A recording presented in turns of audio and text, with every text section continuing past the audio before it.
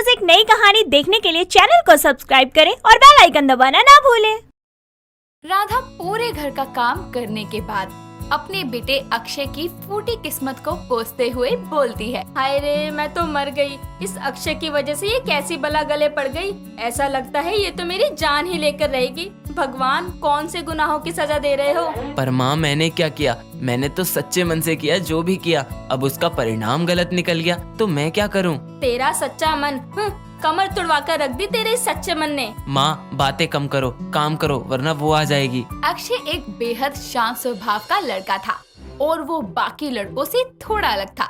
वो इसीलिए क्योंकि आज के समय में जहाँ लड़कियाँ एक अच्छा पति पाने के लिए 16 सोमवार का व्रत रखती थी, वहीं अक्षय लड़का होकर ये व्रत रखने वाला था, जिसके लिए वो पूजा का सामान लेकर घर आता है। लेकिन तभी उसकी माँ राधा उसे टोकते हुए बोलती है, कहाँ से आ रहा है और ये हाथों में क्या लिया हुआ है? माँ ये कल सोमवार है तो उसी के व्रत की सामग्री है, फल फूल आदि। अरे पागल है क्या? इस उम्र में मेरे से ये व्रत नहीं रखे जाएंगे तो क्यों लाया है ये सामान? भगवान मुझे ऐसे ही माफ कर देंगे। माँ ये सामान मैं अपने लिए लाया हूँ क्योंकि मैं कल से अपने 16 सोमवार के व्रत का आरंभ करूँगा। क्या पागल है? ये व्रत तो लड़कियाँ रखती हैं जिनको अच्छा पति चाहिए होता है। तू क्यों रखेगा ये व्रत? माँ क्या अच्छा पति पाना लड़कियों का हक है क्या? हाय राम कमीने, तुझे भी अच्छा पति चाहिए? मैं तो लुट गई, बर्बाद हो गई। सोचा था बेटा बड़ा होकर नाम रोशन करेगा, लेकिन ये तो अच्छे पति की प्राप्ति के लिए व्रत करने जा रहा है। तूने मुझे बताया क्यों नहीं कि तेरे ऐसे शौक हैं? कम से कम मैं तेरे लिए एक ऐसी लड़की तो ढूंढती जिसको तेरे इन सब शौक से कोई दिक्कत ना हो। माँ शांत हो जाओ और मेरी पूरी बात सुनो। मैं क्या कह रहा था, लड़कियों को हक है अच्छे पति पाने का, तो हमें नहीं है क्या अच्छी बीवी पाने का हक? इसीलिए मैं रख रहा हूँ ये व्रत। आप भी ना कहाँ पूछ गई? ओह तो ये बात है। मैं तो डर ही गई थी। ऐसा लगा कि दोस्ताना की माँ की तरह मेरा लड़का भी बिगड़ गया। आपका लाडला नहीं बिगड़ा है। अब चलो मुझे व्रत की सारी विधियाँ बताओ ताकि मैं कल अपने 16 सोमवार शुरू कर पाऊँ। राधा अपने बेटे को 16 सोमवार के व्रत की सारी विधि समझा देती है। अगले दिन अक्षय जल्दी उठकर नहा धोकर पूजा की थाली लेकर मंदिर जाता है और वहाँ शिव की आराधना करके अपने व्रत की शुरुआत करता है। और एक लड़के को व्रत की विधियां करते देखकर मंदिर का पुजारी बोलता है, अरे बेटा, एक लड़का होकर तुम व्रत की विधियां कर रहे हो? जी पुजारी जी, क्योंकि मुझे भी एक अच्छी पत्नी चाहिए और जब लड़कियों को अच्छे पति पाने के लिए व्रत रखना पड़ता है तो मैं भी अच्छी पत्नी पाने के लिए व्रत रखूंगा। बड़े ही नेक ख्याल हैं बेटा तुम्हारे। भोलेनाथ तुम्हारी प्रार्थना जरूर सुनेंगे, लेकिन ध्यान रखना व्रत के साथ साथ दिमाग का इस्तेमाल भी करना, क्योंकि शादी जैसे उम्र भर के बंधन को आंख बंद करके नहीं जोड़ा जाता। जी पुजारी जी मुझे पता है, लेकिन मेरे 16 सोमवार के व्रत पर मुझे पूरा भरोसा है। भगवान मेरे लिए एक अच्छी पत्नी ही भेजेंगे। अक्षय अपने 16 सोमवार के व्रत आरंभ करता है। इस दौरान जब जब वो कॉलेज जाता, वहाँ पर लड़के उसको इस वजह से परेशान करने लगते हैं कि ये तो लड़कियों की तरह व्रत रखता है। तब अक्षय गुस्से में आकर सबसे बोलता है, बोल लो तुम सब, लेकिन देखना जब मुझे अच्छी पत्नी मिलेगी ना तो तुम लोगों के होश उड़ जाएंगे। आज के समय में अच्छी लड़की आपकी जिंदगी को स्वर्ग बना सकती है। अक्षय को अपने व्रत पर बहुत विश्वास था कि उसके 16 सोमवार वाली पत्नी उसके जीवन में खुशियाँ ही खुशियाँ लेकर आएगी। ऐसे ही समय गुजरता है और अक्षय अपने 16 सोमवार के व्रत पूरे कर लेता है और अंतिम सोमवार को शिव के मंदिर जाकर उनका आशीर्वाद लेकर घर आता है, जहां उसकी माँ राधा एक खुशखबरी के साथ उसका इंतजार कर रही थी। और अक्षय के घर आते ही वो उससे बोलती है, बेटा आज तेरे लखनऊ वाले मौसा जी ने एक लड़की का रिश्ता बताया है तेरे लिए। सीमा नाम की लड़की है, अनाथ है बेचारी। क्या आज ही मेरे व्रत पूरे हुए और भगवान ने रिश्ता भी भेज दिया? माँ देर मत करो और शादी की तैयारी शुरू करो। बेटा पहले हम जाकर लड़की की जांच पड़ताल कर लेंगे। अनाथ है तो क्या हुआ, आस पड़ोस वाले तो जानते ही होंगे ना कि लड़की कैसी है। अरे माँ इस लड़की का रिश्ता स्वयं भोलेनाथ ने भेजा है, लड़की गलत हो ही नहीं सकती। आप रिश्ता पक्का करके शादी करवाओ। राधा अपने बेटे की बात मानकर बिना जांच पड़ताल किए अपने बेटे की शादी उस लड़की से करवा देती है, जिसके बाद वो बड़े ही अरमानों के साथ अपनी 16 सोमवार के बाद मिली बहू का गृह प्रवेश करवाती है और फिर दोनों पति पत्नी कमरे में आराम करने चले जाते हैं। लेकिन जैसे ही अक्षय अपनी पत्नी के करीब जाने को होता है, वो उसको धक्का देकर बोलती है, क्या वे चिरकुट, मेरे इतने करीब आ गया, तेरे को ना जबरदस्ती करने के जुर्म में अंदर करवा दूंगी। ये क्या बोल रही हो तुम? मैं तुम्हारा पति हूँ, तुम्हारे करीब नहीं आऊंगा तो कौन आएगा? आखिर 16 सोमवार के बाद मिली हो तुम मुझे। देख, ज्यादा चू चपाट नहीं करने का, वरना अभी रामपुरी निकाल कर ना पूरी की पूरी तरह पेट में डाल दूंगी और आज के दिन ही विधवा हो जाऊंगी। इसीलिए ना बिना चू चा किए सो जा। जानता नहीं है मेरे को, लखनऊ की गुंडी हूँ, गुंडी। हे भगवान, मेरे उपवास में कौन सी कमी रह गई थी जो आपने ऐसी बीवी दे दी? अरे 16 सोमवार इस जैसी गुंडी को पाने के लिए थोड़ी रखे थे। बेचारा अक्षय, उसकी 16 सोमवार वाली पत्नी उसकी एक्सपेक्टेशन से बिल्कुल अलग निकली, जिसके कारण वो शादी की पहली रात बिना कुछ बोले चुपचाप सो जाता है। अगले दिन जब राधा अपनी बहू को उठाने उसके कमरे में जाती है तो सीमा चिढ़कर बोलती है, ए बुढ़िया, सोने दे, मेरी सुबह 12 बजे होती है और अभी तो 10 भी नहीं बजे। टपकियो मत उससे पहले यहाँ पे। अरे ये कैसी भाषा में बोल रही है? बहू है तो हमारे घर की, ये कोई तमीज होती है बात करने की? देख, मेरे को तमीज मत सिखा, मेरे को गुस्सा आया ना तो अभी तेरे को उठा के बाहर फेंक देगी मैं। सीमा के ऐसे तेवर देखकर राधा के होश उड़ जाते हैं, जिसके बाद वो अपने बेटे को ढूंढने लगती है तो देखती है कि अक्षय जमीन पर सो रहा है। वो उसे उठाकर बोलती है, अक्षय, तू नीचे क्यों सो रहा है? और इस लड़की के तेवर देखे, बाप रे बाप, ये है तेरे 16 सोमवार का फल। अगर 16 सोमवार रखने से ऐसी बीवी मिलती है तो आज के बाद तो कोई व्रत ही नहीं रखेगा। माँ, तुमने तो अभी देखा, मैं तो कल रात से सह रहा हूँ, मुझे मारने तक की धमकी दे दी इसने तो। पता नहीं तेरे मौसा ने कौन से जन्म की दुश्मनी निभाई है ऐसी लड़की का रिश्ता भेजकर। ए देख, तुम दोनों माँ बेटा है ना, रोना बंद करो मेरे सामने, समझ में आ गया? वरना अभी के अभी गला काट के ना हमेशा के लिए चुप करवा दूंगी। बेटा चल बाहर चलते हैं। राधा और अक्षय बाहर खाने की टेबल पर बैठे होते हैं। तभी सीमा तैयार होकर आती है और ठाठ से बैठकर बोलती है, ए बुढ़िया, चल खाना ला। हमारे घर में शादी के बाद खाना बहू ही बनाती है, इसलिए मैंने कुछ नहीं बनाया, तुमको ही बनाना पड़ेगा। क्या बोली रे तू? मैं खाना बनाऊं? वो भी तुम सबके लिए? दिमाग से सठिया गई है क्या उम्र के साथ साथ? अगर जान प्यारी है ना तो अभी के अभी दोनों माँ बेटा जाकर मेरे लिए कुछ खाने को लेकर आओ, वरना तुम दोनों का ये हाथ काट कर ना फ्राई करके खा जाऊंगी। अक्षय और राधा डर के मारे रसोई में जाते हैं और खाना बनाकर सीमा के आगे रख देते हैं। सीमा खाना खा रही होती है, तभी राधा आराम से सोफे पर बैठ जाती है और ये देखकर सीमा बोलती है, ए, तुम दोनों क्या आराम फरमा रहे हो? हाँ, चलो उठकर पूरा घर साफ करो और जब तक कोना कोना साफ ना हो जाए ना, मेरे को दिखने नहीं चाहिए तुम दोनों सोफे पे पड़े हुए। अरे बहू, मैं इस उम्र में पूरे घर का काम कैसे करूंगी? तेरा ये बेटा है तो साथ में, चलो शुरू हो जाओ। राधा पूरे घर का काम करने के बाद अपने बेटे अक्षय की फूटी किस्मत पर रोते हुए बोलती है, हाय रे, मैं तो मर गई। इस अक्षय की वजह से ये कैसी बला गले पड़ गई। ऐसा लगता है ये तो मेरी जान ही निकाल कर रहेगी। पता नहीं भगवान कौन से गुनाहों की सजा दे रहे हैं।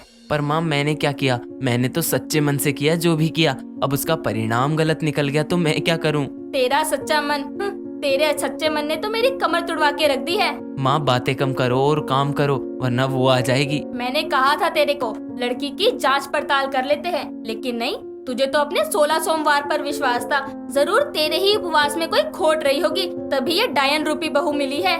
डायन नहीं माँ, गुंडी है गुंडी। शायद मेरी ही गलती है। पंडित जी ने कहा था कि शादी जिंदगी भर का बंधन है, इसको आंख बंद करके मत जोड़ना, लेकिन मैंने अपने 16 सोमवार पर विश्वास करके बिना सोचे समझे शादी के लिए हाँ कर दी। हाँ, तेरी ही गलती है। अरे भगवान जोड़ियाँ खुद बनाते हैं, लेकिन पहले वो तुमको मौका देते हैं कि तुम्हारे लिए क्या सही है क्या नहीं तुम चुन सको।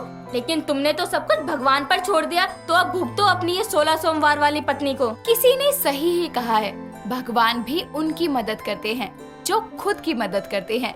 लेकिन अक्षय ने सब कुछ भगवान भरोसे और अपने 16 सोमवार के व्रत भरोसे छोड़ दिया था, जिसके कारण बिना जांच पड़ताल किए एक गुंडी बहू उनके घर आ गई। इसीलिए भगवान पर श्रद्धा रखिए, लेकिन शादी जैसे फैसलों में जल्दबाजी ना करिए। गोवा के पालम बीच के पास एक छोटा सा परिवार रहता था। परिवार में एक गुड्डी, उसका बड़ा बेटा गोपाल, बहू डब्बू और छोटा बेटा लक्ष्मण रहते थे। अपने फैमिली बिजनेस को और ऊपर ले जाने के लिए गुड्डी और उसकी बहू डब्बू हर संडे चर्च जाया करती थी, जहाँ प्रीतम नाम का एक व्यक्ति उसका पीछा करता था। इस बात से परेशान होकर एक दिन डब्बू ने गुड्डी से पूछ ही लिया, मम्मी जी, ये आदमी कौन है? जब भी हम यहाँ आते हैं हमेशा हमारा पीछा करता रहता है। अरे मुझसे क्यों करती है तू ये सवाल? मुझे क्या पता कौन है और क्यों करता है हमारा पीछा। अरे बस बस मम्मी जी, रहने दीजिए, आप भी देखा है मैंने सब। आप भी उनको बार बार पीछे मुड़ मुड़ कर देखती रहती हैं। अरे बताओ बताओ क्या बात है? अरे ऐसा कुछ नहीं है डब्बू। डब्बू के बार बार बहुत देर तक पूछने पर गुड्डी उसे बताती है कि अरे वो प्रीतम है। कॉलेज के समय में हम एक दूसरे से बहुत प्यार करते थे, लेकिन प्रीतम के बहुत गरीब होने के कारण मेरे पिताजी को ये रिश्ता बिल्कुल मंजूर नहीं था। एक दिन प्रीतम मेरे घर आया और फिर प्रेम नाम है मेरा, प्रेम चोपड़ा। अरे चोरी भीख डाका गमन कुछ भी कर लेते, लेकिन प्रेम ना। झुग्गियों में रहने वाला बच्चा बीमारी फैलाता है, प्रेम नहीं। मखमल की आलीशान कालीन पर खटमल का बसेरा शोभा नहीं देता। अरे कहाँ राजा भोज और कहाँ गंगू तेली। आप मेरे प्यार की तौहीन कर रहे हैं। अरे हम तुम्हारी भी तौहीन कर रहे हैं। करते क्या हो तुम? I am a disco dancer, जिंदगी मेरा गाना, मैं इसी का दीवाना। तो झूमो, नाचो, गाओ, लेकिन ये बताओ कितना कमा लेते हो महीने का? 500 से 600 रुपए। 500 से 600 रुपए? अरे इससे ज्यादा तो गुड्डी के पेट्रोल का खर्चा है महीने का। पापा, मैं प्रीतम के साथ एक जोड़ी कपड़े में भी रह लूंगी। तुम अपने कमरे में जाओ गुड्डी। पापा प्लीज। हमने कहा ना तुम अपने कमरे में जाओ, यह हुक्म है हमारा। चोपड़ा साहब, आपकी सोच मेरे इरादों की इमारत को हिला नहीं सकती। प्रेम नाम है मेरा, प्रेम चोपड़ा। मैं जो कुछ भी करता हूँ ना, प्रेम से करता हूँ। ये लो 5 लाख रुपया कैश, मेरी बेटी की जिंदगी से हमेशा हमेशा निकल जाने की कीमत। पैसों से प्यार को तोला नहीं जाता। एक तरफ 2 दिनों का मेल और एक तरफ हाथों का मैल। अच्छा, तो ये लो, जो एक बैग में नहीं बिका वो 2 बैग में क्या बिकेगा? अब आप पलट के देख, खाली है। हम तुम्हें 6 महीने का वक्त देते हैं। इस बैग में 5 लाख रुपया कैश भरकर लाओ, तो हमारी बेटी गुड्डी हमेशा हमेशा के लिए तुम्हारी हुई। प्रीतम प्रेम चोपड़ा का चैलेंज एक्सेप्ट कर लेता है और खाली बैग लेकर वहाँ से जाने लगता है। तभी प्रेम पीछे से आवाज लगाता है, अरे सोच लो प्रीतम, झोपड़ों में रहने वाले महलों के ख्वाब नहीं देखा करते। पत्थरों की बारिश में शीशे का छाता बनाने जा रहे हो तुम।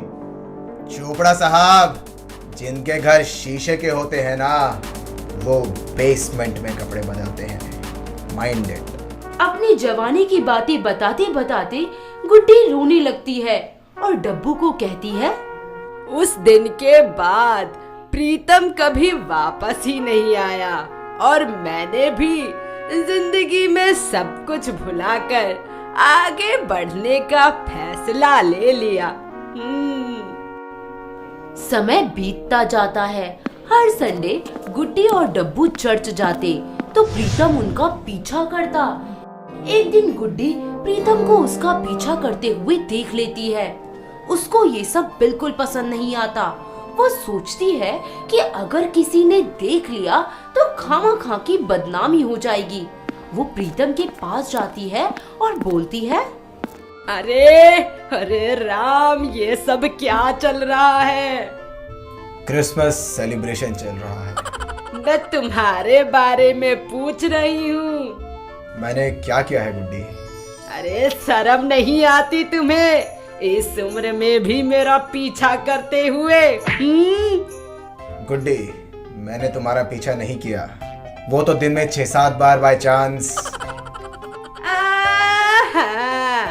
6-7 बार बाई चांस नहीं होता। आसपास के लोग सबने देखा है तुम्हें मेरे पीछे। अगर इतना ही था तो तब वापस आ जाते। वापस आने के लिए ही तो गया था गुड्डी, लेकिन तुम्हारे पिताजी ने जो बैग दिया था उसे भरते भरते मेरा भरता निकल गया।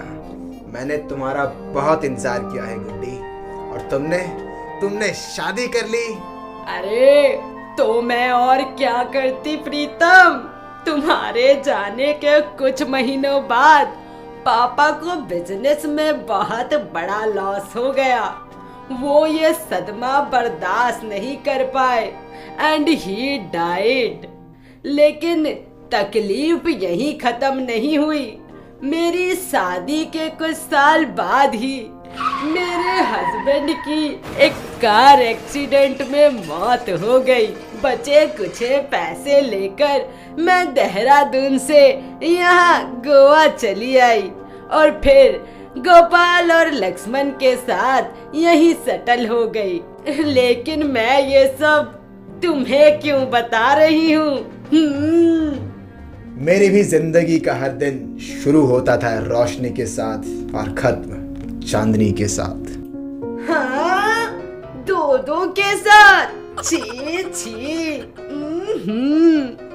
अरे सूरज की रोशनी, चांद की चांदनी, ऐसा। वहीं पास में छुपकर डब्बू ये सब सुन रही होती है। गुड्डी और प्रीतम की बात सुनकर डब्बू को ये समझ में आ जाता है कि ये आज भी एक दूसरे से उतना ही प्यार करते हैं जितना कि 30 साल पहले किया करते थे। वो एकदम से आती है और कहती है, वाह वाह क्या बात है, 1942 लव स्टोरी। सच कहा है किसी ने, इश्क की कोई एक्सपायरी डेट नहीं होती। By the way I am Dabbu, नाम तो सुना ही होगा।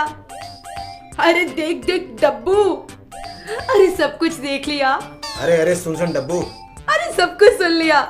लगता है अब तो ये जोड़ी बनवानी ही पड़ेगी। नहीं, ये नहीं हो सकता। अरे ऐसे कैसे नहीं हो सकता? और फिर वैसे भी इस स्टोरी में तो लव है, इमोशन है, ड्रामा है, रोमांस है और हाँ, खड़ूस बाप भी तो है। लगता है इस स्टोरी को बड़े पर्दे पे रिलीज करवाना ही पड़ेगा। डब्बू ये सारी बातें तुरंत जाकर गोपाल और लक्ष्मण को बताती है। वो दोनों अपनी माँ की खुशी के लिए तुरंत राजी हो जाते हैं और कुछ दिनों बाद गुड्डी और प्रीतम की शादी हो जाती है। अब प्रीतम को बच्चों का प्यार भी मिल जाता है और बच्चों को बाप का साया। और अब क्या, अब सब खुशी खुशी रहने लगते हैं। दोस्तों अगर आपको ये कहानी पसंद आई तो इसे लाइक करें, शेयर करें और कमेंट करके बताएं कि कहानी में आपको सबसे अच्छा क्या लगा।